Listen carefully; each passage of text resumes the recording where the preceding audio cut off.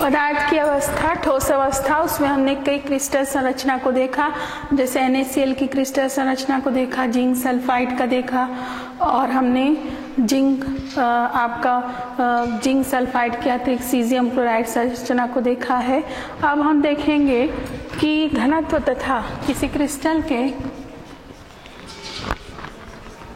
घनत्व, जिसको हम D से दर्शाते हैं, और कोल लंबाई, जिसको हम A से दर्शाते हैं, उसमें क्या संबंध है। तो हम लेते हैं पहला सिंपल या सरल संरचना, सरल घनी संरचना, सरल घनी संरचना।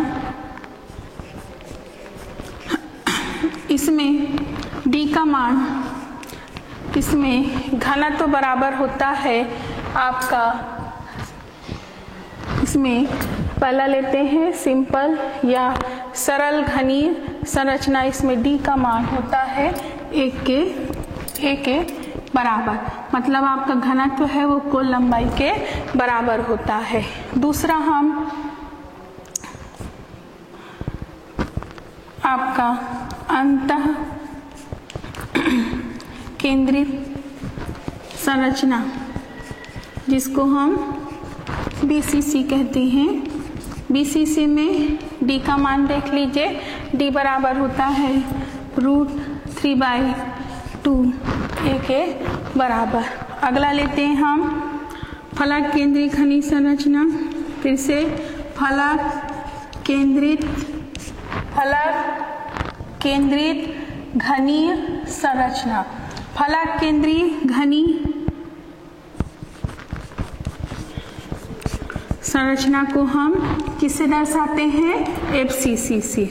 किससे दर्शाते हैं, FCC से।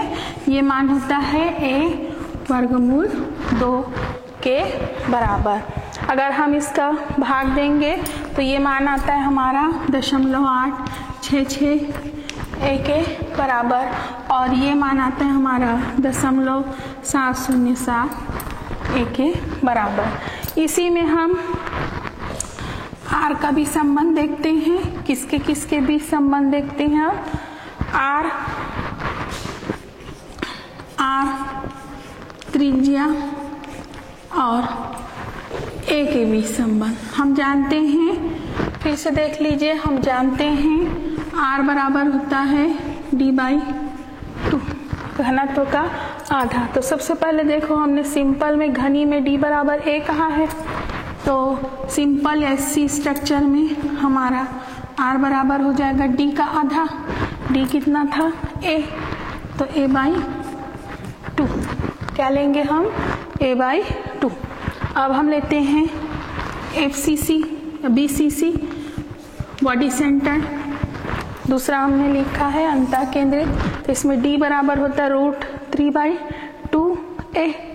तो हम यहाँ पे क्या लिख सकते हैं, √3, ऊपर में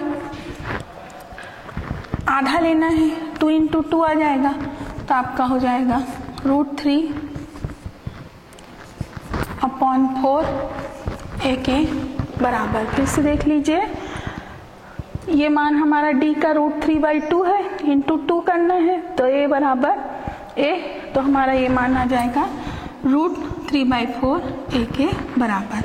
अब हम लेते हैं FCC।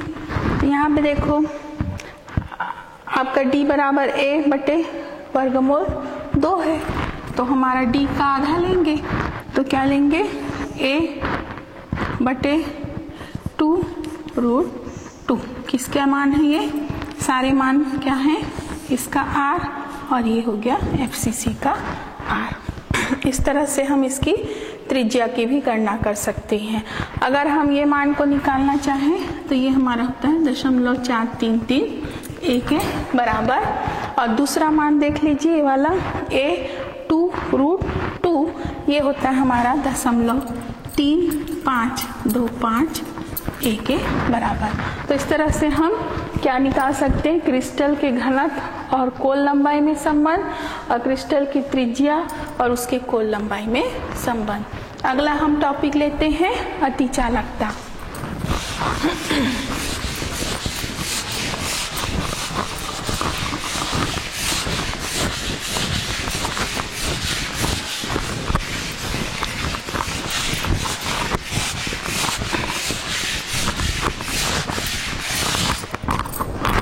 अगला है अति चालकता, जिसको हम सुपर कंडक्टिविटी भी कहते हैं। देखिए, जो चालक पदार्थ होते हैं, चालक वे पदार्थ होते हैं जो विद्युत धारा का चालन करते हैं। उनकी चालकता होती है वो 10⁶ ओम प्रति सेंटीमीटर के रेंज का होता है। अगर हम अति चालक पदार्थों की बात करते हैं तो अति चालक पदार्थ किसको कहते हैं?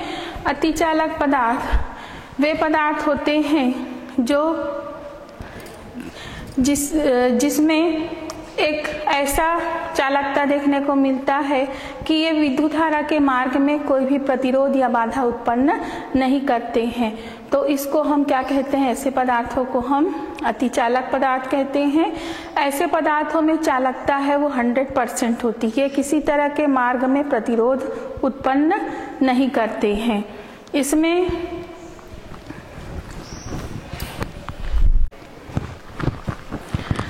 इस तरह अति चालकता किसको कहते हैं? अति चालकता किसी पदार्थ की वह अवस्था होती है जिसमें किसी भी पदार्थ में, जनरली हम यहाँ पे ठोस पदार्थ की बात कर रहे हैं, तो अति चालक पदार्थों में एक अवस्था ऐसी आती है कि वो विद्युत धारा के मार्ग में किसी तरह का प्रतिरोध या बाधा उत्पन्न नहीं करते हैं, और उस समय उनकी जो चालकता होती है वो 100% 100% हो सकती है। और इस कंडीशन में एक ऐसा होता है कि वो किसी चुंबकीय क्षेत्र से भी उनका आकर्षण नहीं होता, वो प्रतिचुंबकीय हो जाते हैं। अतिचालकता एक महत्वपूर्ण घटना है। अगर हम अतिचालक पदार्थों को सामान्य ताप पर खोज लेते हैं तो ये हमारे लिए एक बहुत बड़ी घटना होगी।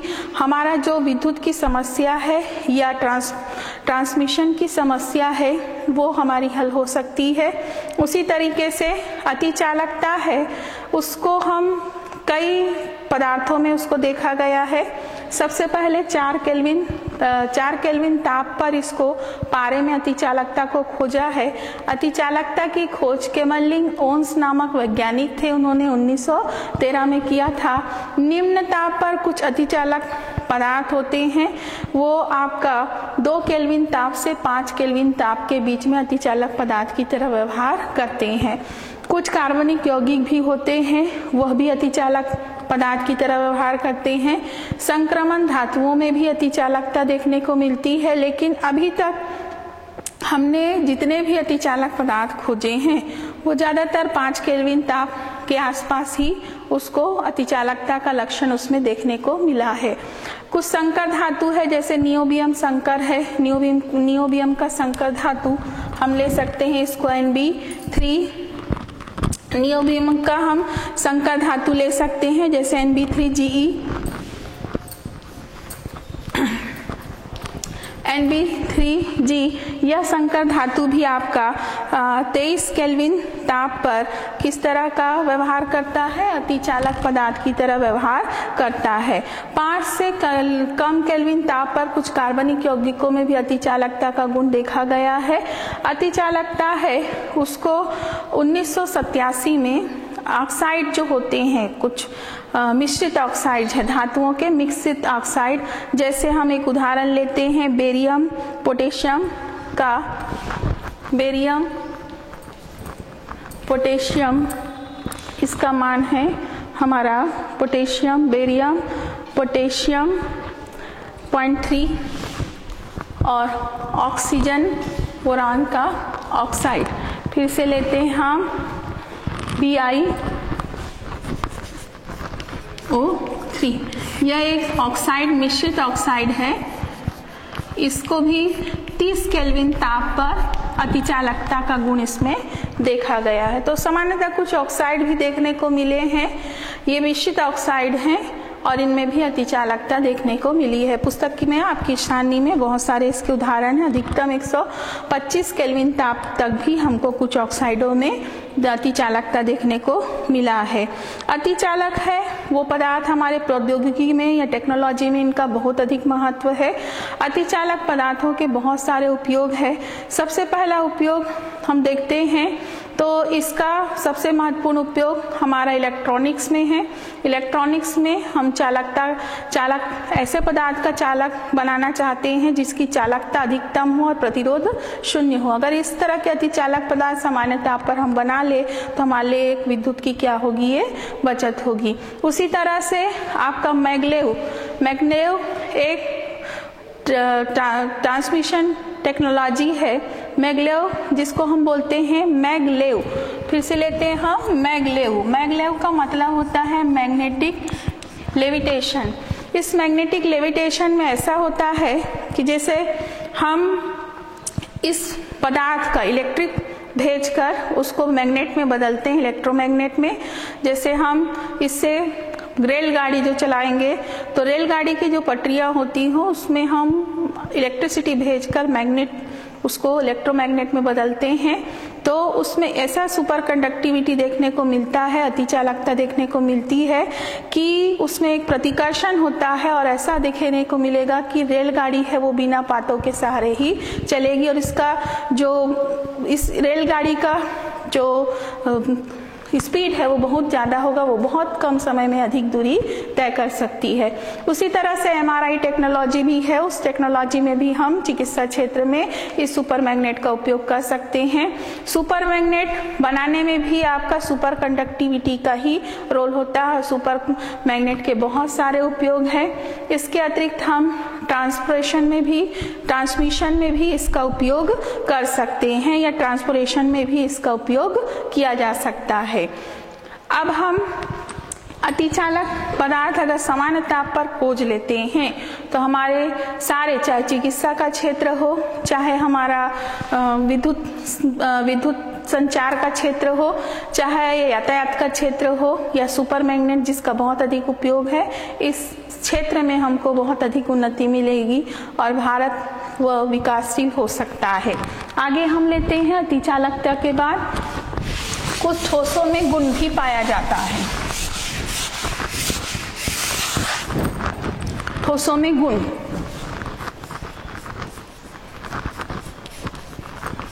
ठोसों में बहुत सारे और गुण होते हैं जो उसके चुंबकीय व्यवहार से संबंधित होते हैं।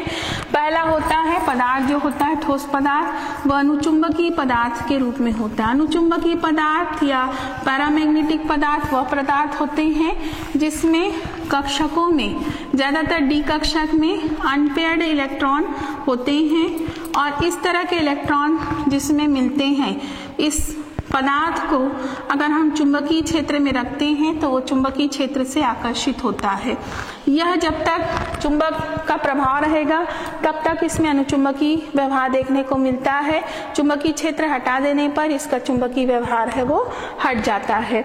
तो इस उदाहरण में इसका उदाहरण ले सकते हैं, हमने पढ़ा है आपका पहला चैप्टर है उसमें ऑक्सीजन कैसे नेचर का होता है, अनुचुंबकीय नेचर का होता है। उसमें P आपका 2P आपका px बॉन्डिंग और एंटी बॉन्डिंग में और 2py में कैसे होते हैं, अनपेयर्ड इलेक्ट्रॉन पाए जाते हैं। दूसरा हम ले सकते हैं प्रतिचुंबकीय पदार्थ। प्रतिचुंबकीय पदार्थ की बात होती है तो आप यहाँ पे याद रखेंगे कि जो कक्षक होते हैं उसमें इलेक्ट्रॉन है वो कैसा रहता है, अनपेयर्ड नहीं रहता, कैसा रहता है, युग्मित होता है। युग्मित होने के कारण, जैसे अयुग्मित है तो ये घूमेगा तो इसका एक स्पिन क्वांट आपका चुंबक आघूर्ण उत्पन्न करेगा। अनपेयर्ड इलेक्ट्रॉन जो होंगे n, वो n क्या करते हैं, चुंबकीय आघूर्ण उत्पन्न करते हैं। लेकिन यहाँ पे कोई भी आपके अनपेयर्ड इलेक्ट्रॉन या अयुग्मित इलेक्ट्रॉन नहीं है, एक दूसरे के स्पिन को ये क्या कर देते हैं, कैंसिल कर देते हैं, जिसके कारण जब इसको चुंबकीय क्षेत्र में रखा जाता है तो ऐसे जो पदार्थ होते हैं वो क्या करते हैं, चुंबकीय क्षेत्र का विरोध करते हैं या चुंबक से आकर्षित नहीं हो सकते। उदाहरण के लिए हम NaCl भी ले सकते हैं। इसके अतिरिक्त एक तीसरा पदार्थ भी गुण होता है अनुचुंबकीय, प्रतिचुंबकीय। उसके बाद हम लेते हैं लौह चुंबकीय पदार्थ। लौह चुंबकीय पदार्थ भी अनुचुंबकीय पदार्थ की तरह ही होता है। इसमें भी बहुत सारे अनपेयर्ड या अयुग्मित इलेक्ट्रॉन पाए जाते हैं, लेकिन हमने इसमें बोला था कि जैसे ही चुंबकीय क्षेत्र रहता है तब तक चुंबकत्व का गुण होता है। लेकिन इस तरह के जो पदार्थ होते हैं उसमें चुंबकीय क्षेत्र रहे या ना रहे, इसमें चुंबकत्व का गुण पाया ही जाता है और लौह चुंबकीय पदार्थों को चुंबक बनाने के लिए उपयोग किया जा सकता है। इसमें हम उदाहरण ले सकते हैं जैसे आयरन, निकेल और आपका कोबाल्ट है, यह हमारे किस में आता है? लौह चुंबकीय पदार्थों में आता है। अगला हम लेते हैं, अगला हमारा है प्रतिलोह चुंबकीय पदार्थ। प्रतिलोह चुंबकीय पदार्थ। प्रतिलोह चुंबकीय पदार्थ में क्या होता है? अनपेयर्ड या अयुग्मित इलेक्ट्रॉन होते हैं, लेकिन इनकी संख्या इस तरह से होती है जैसे हम यहाँ देख रहे हैं कि 2 इलेक्ट्रॉन है, वो कैसे हैं आपके? एक ऊपर है, दूसरा मान लीजिए इसका चक्रण नीचे है, तीसरे इलेक्ट्रॉन का चक्रण ऊपर है और चौथे इलेक्ट्रॉन का चक्रण नीचे है। तो ये क्या होते हैं? एक दूसरे के चक्रण को या एक दूसरे के स्पिन को कैंसिल कर देते हैं, नष्ट कर देते हैं। तो इस तरह से इनका चुंबकीय आघूर्ण जो होता है नहीं बन पाता है, क्योंकि अनपेयर्ड इलेक्ट्रॉन है इसमें, फिर भी इनके चुंबकीय क्षेत्र जो है एक दूसरे से निरस्त हो जाते हैं और इसमें चुंबकत्व का गुण देखने को नहीं मिलता है। उदाहरण हम इसमें ले सकते हैं आपका फेरिक ऑक्साइड, इसमें यह गुण देखने को मिलता है, Fe2O3 में यह देखने को मिलता है। अगला हम पांचवा ले सकते हैं। पांचवा पॉइंट है लघु लोह चुंबकत्व। लघु लोह चुंबकत्व, ये लघु लोह चुंबकत्व पदार्थ जो होते हैं या चुंबकत्व का गुण जिस पदार्थों में पाया जाता है उसमें भी देखिए, इसमें भी आपके युग्मित इलेक्ट्रॉन नहीं है, सारे अयुग्मित है। लेकिन मान लीजिए आपका एक इलेक्ट्रॉन का चक्रण ऊपर है, दूसरे का फिर ऊपर है, तीसरे का, चौथे का चक्रण आपका एंटी क्लॉकवाइज है, उसके बाद का फिर एक इलेक्ट्रॉन है वो क्लॉकवाइज डायरेक्शन में मूवमेंट कर रहा है। तो ये दोनों के चक्रण को निरस्त कर देंगे। इन दोनों का ऊपर की ओर चक्रण है, इन दोनों का नीचे की ओर है, तो एक दूसरे के स्पिन को ये न्यूट्रलाइज कर देंगे, लेकिन कैंसिल कर देंगे। लेकिन ये जो अंतिम इलेक्ट्रॉन है देखिए, इसके साथ हम कहेंगे कि इसके द्वारा कुछ ना कुछ चुंबकीय क्षेत्र उत्पन्न होगा, क्योंकि ये इसके चक्रण को किसी ने निरस्त नहीं किया है, इसके कारण इसका घूर्णन होगा और इसके आसपास एक चुंबकीय क्षेत्र उत्पन्न होगा। इस तरह से यह बहुत कम चुंबकीय क्षेत्र इसमें होगा और इस गुण को हम उसका कौन सा, इस तत्व को जिसमें इस तरह का चक्रण पाया जाता है उसको हम लौह चुंबकीय पदार्थ कहते हैं। उदाहरण हम ले सकते हैं Fe3O4, जिसमें इस तरह का लक्षण देखने को मिलता है। तो इस तरह से हम कह सकते हैं कि ठोसों में बहुत सारे चुंबकीय गुण भी होते हैं। उन गुणों के आधार पर हम उन पदार्थों को बांट सकते हैं। जैसे अनुचुंबकत्व का गुण होता है, प्रतिचुंबकत्व का गुण होता है, कुछ पदार्थों में लौह चुंबकत्व का गुण होता है, कुछ पदार्थों में प्रतिलोह चुंबकत्व, मतलब वह चुंबकीय क्षेत्र में आकर्षित नहीं होते हैं। और आगे एक और पदार्थ हम ले सकते हैं, लघु लोह चुंबकीय पदार्थ। ये पदार्थ भी प्रकृति में आते हैं और इसमें हम चुंबकीय लक्षण को देखते हैं। अगला हम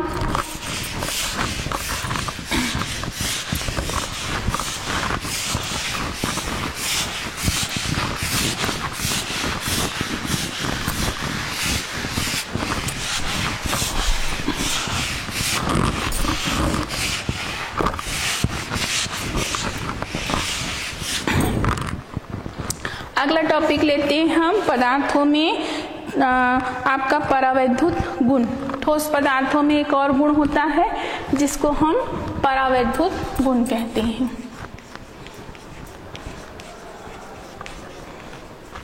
ये परावैद्युत गुण क्या होता है? जैसे हमने कहा कि चुंबक जो कोई पदार्थ होता है उसका इलेक्ट्रॉन घूमता है, तो इसी में देखिए स्थिर विद्युत क्षेत्र में कोई भी पदार्थ को जब ठोस पदार्थ को रखते हैं तो उस पदार्थ के जो अवयवी कण हैं उसमें ध्रुवण हो जाता है। इस प्रकार के ध्रुवण में इलेक्ट्रॉन जो होता है, देखिए जब भी हम किसी ठोस पदार्थ को विद्युत क्षेत्र में रखते हैं तो उस पदार्थ में जो अवयवी कण है, अवयवी कण दो होंगे, इलेक्ट्रॉन होगा और उसका नाभिक होगा, तो उसमें ध्रुवण होगा। हमको मालूम है इलेक्ट्रॉन कैसा होता है, ऋणावेशित होता है, नाभिक कैसा होता है, धनावेशित होता है। तो इलेक्ट्रॉन जो होते हैं उसके धन प्लेट की ओर मुड़ जाते हैं और जो नाभिक होता है वो किधर जाने लगता है, उसके ऋण प्लेट की ओर मुड़ जाता है। इसके कारण एक द्विध्रुव क्षेत्र उत्पन्न हो जाता है और इस क्षेत्र के कारण कभी कभी ऐसा हो जाता है कि संरेखन इस तरह से होता है कि कुछ द्विध्रुव आघूर्ण उत्पन्न हो जाता है और कभी कभी ऐसा प्रभाव हमको देखने को मिलता है, कभी कभी ये प्रभाव इस तरह से रहता है कि इससे कुछ द्विध्रुव आघूर्ण उत्पन्न होता है, लेकिन कभी कभी ये प्रभाव इस तरह से भी होता है कि ये दोनों एक दूसरे के प्रभाव को क्या कर देते हैं, नष्ट कर देते हैं और जो कुल द्विध्रुव आघूर्ण कैसा हो जाता है, शून्य हो जाता है। कुछ पदार्थ होते हैं, इसके आधार पर आप पदार्थ को कुछ भागों में बांट सकते हैं। पहला हम लेते हैं दाब विद्युत क्रिस्टल। पहला लेते हैं हम दाब विद्युत क्रिस्टल।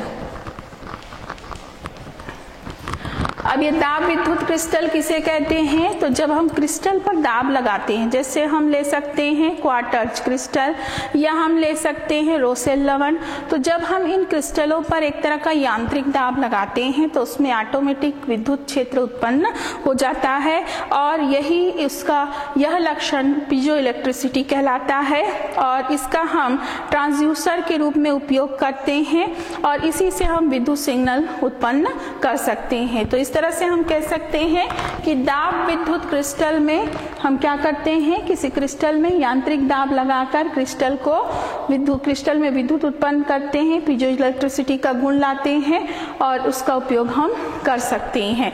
दूसरा हम लेते हैं ताप विद्युत क्रिस्टल।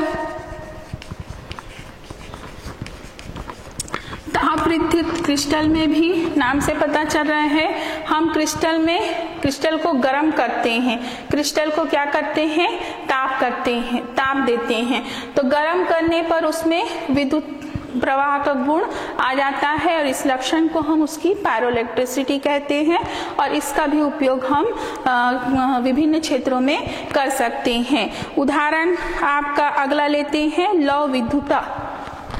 तीसरा है लौह विद्युता।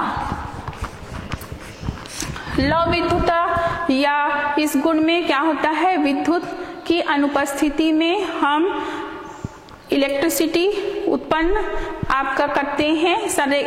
आपका दो लक्षण होता है इसमें लौह विद्युता में। विद्युत क्षेत्र की अनुपस्थिति रहती है, उसमें द्विध्रुव जो आघूर्ण होता है उसका संरेखन हो जाता है और इस तरह से उसमें एक लक्षण होने लगता है, ध्रुवण है उसकी दिशा जो होती है वो परिवर्तित हो जाती है। फिर से लेते हैं लौह विद्युता। लौह विद्युता में विद्युत क्षेत्र की अनुपस्थिति में जो आपके द्विध्रुव आघूर्ण हैं उनका संरेखन होता है।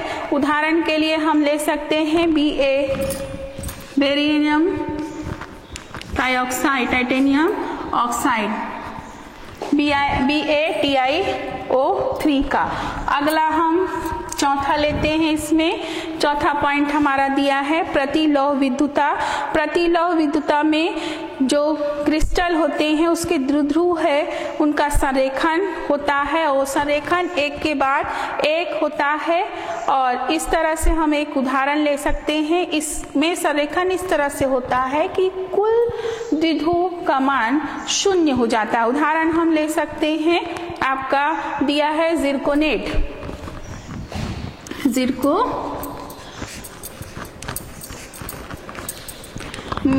फिर से लेते हैं हम लौह विद्युता। प्रतिलोह विद्युता है मतलब समझ आता है कि इसमें चुंबकीय आघूर्ण का मान कैसा होगा, शून्य होगा। जिरकोनेट का उदाहरण इसमें हम ले सकते हैं, जैसे Pb ZrO3, फिर से Pb ZrO3। तो इस तरह से हम जिरकोनेट का उदाहरण ले सकते हैं। हमने देखा कि ठोसों में बहुत सारे गुण हो सकते हैं, जैसे उसके चुंबकीय गुण होते हैं या दूसरा उसमें परावैद्युत गुण होते हैं। चुंबकीय गुणों को हमने पहला लिया था अनुचुंबकत्व का गुण, प्रतिचुंबकत्व का गुण, लौह चुंबकत्व का गुण, प्रतिलोह चुंबकत्व का गुण। इसके अतिरिक्त हमने और देखा था लघु लौह चुंबकत्व का गुण। दूसरा हमने ठोस में गुण देखा परावैद्युत का गुण, जिसमें हमने बोला कि विद्युत क्षेत्र में जब कोई पदार्थ ठोस रखा रहता है क्रिस्टल, तो उसके जो धन पार्ट है नाभिक या उसके जो ऋण पार्ट इलेक्ट्रॉन है वो विद्युत के विपरीत प्लेट की ओर गति करने लगते हैं। तो कुछ कंडीशन में द्विध्रुव आघूर्ण उत्पन्न होता है और कुछ कंडीशन में उसमें द्विध्रुव आघूर्ण उत्पन्न नहीं होता। इसके आधार पर भी हमने पदार्थ को कुछ भागों में बांटा। पहला था दाब विद्युत क्रिस्टल, जिसमें हम यांत्रिक दाब लगा के क्रिस्टल में विद्युत उत्पन्न किए थे, जिसको हमने पीजोइलेक्ट्रिसिटी कहा था। उसी तरह से हमने ताप विद्युत आपका क्रिस्टल देखा, जिसमें हम ताप बढ़ाते हैं तो क्रिस्टल है उसमें विद्युत का गुण, गर्म करते हैं क्रिस्टल को तो उसमें विद्युत उत्पन्न होने लगता है, जिसको हम पायरोइलेक्ट्रिसिटी कहते हैं। लौह विद्युता का भी लक्षण हमने किसी क्रिस्टल में देखा, और जिसमें संरेखन हो जाता है आपके अणुओं का। और आगे लेते हैं प्रतिलोह चुंबकत्व, जिसमें द्विध्रुव आघूर्ण शून्य होता है किसी क्रिस्टल का।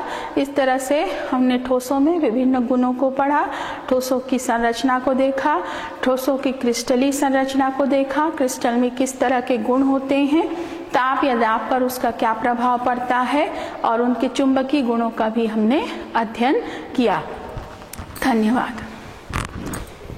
ओके भैया चल।